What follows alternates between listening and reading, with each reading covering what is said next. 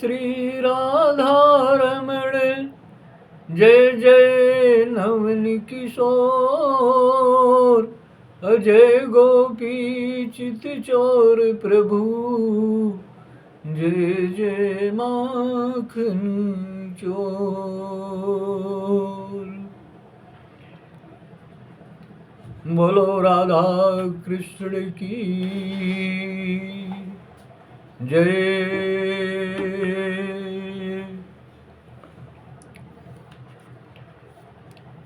बोलो सिया राम की जय।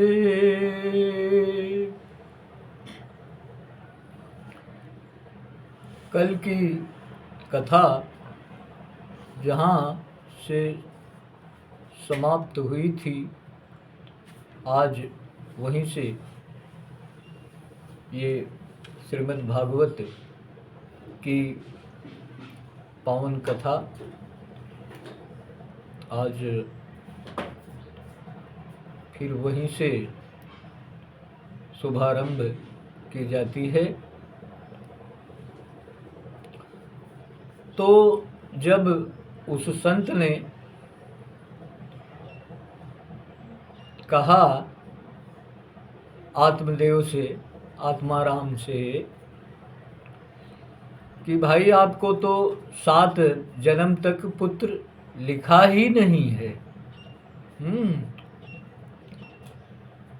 तो बताइए आप पुत्र के लिए रो रहे हैं, इस जन्म के लिए यहाँ 7 जन्म तक लिखा ही नहीं गया है, अब बताओ क्या होगा। अब ये सुनकर के आत्मदेव जी रोने लगे, फूट फूट करके। उन्होंने कहा कि अभी तो मेरा दुख कम ही था, मैं तो इसी जन्म में सोच रहा था कि हमारे पुत्र नहीं लिखा हुआ है, लेकिन आप तो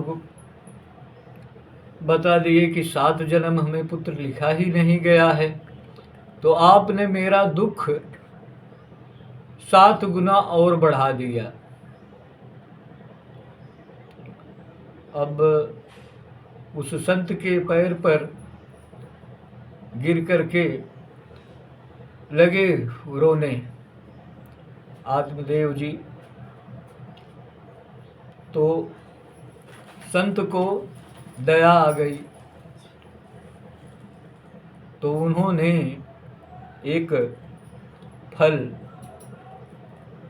आत्मदेव जी को दिया, बोले कि ये फल ले जाओ, इसे अपनी पत्नी को खिला देना, और ये फल अगर उसे खिला दोगे तो उसे एक लड़का पैदा होगा जो कि बहुत ही होनहार होगा। अब ये सुनकर के आत्मदेव जी बहुत प्रसन्न हुए। प्रसन्न होकर वे वहाँ से संत जी को प्रणाम करके वहाँ से चल दिए।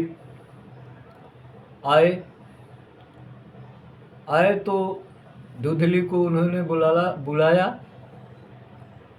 अरे धुंधली कहाँ हो, सुनो इधर आओ।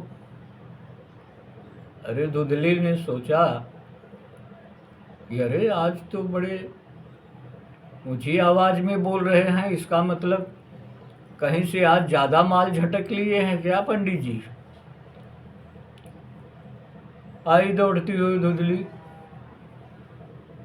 बोली क्या बुला रहे हो आज इतनी जोर से हमको लगता है आज हमें जयपुर का हार ले आए हो क्या नवलखा। तो आत्मदेव जी ने कहा अरे सुन पगली, पहले सुन मेरी बात। अरे क्या सुनूं, ऐसे बोल रहे हो, मालूम पड़ता है कि बहुत बड़ी चीज हमारे लिए लेकर के आए हो। आत्मदेव जी ने कहा अरे सुन तो सही। बोली हाँ बोलिए क्या बात है।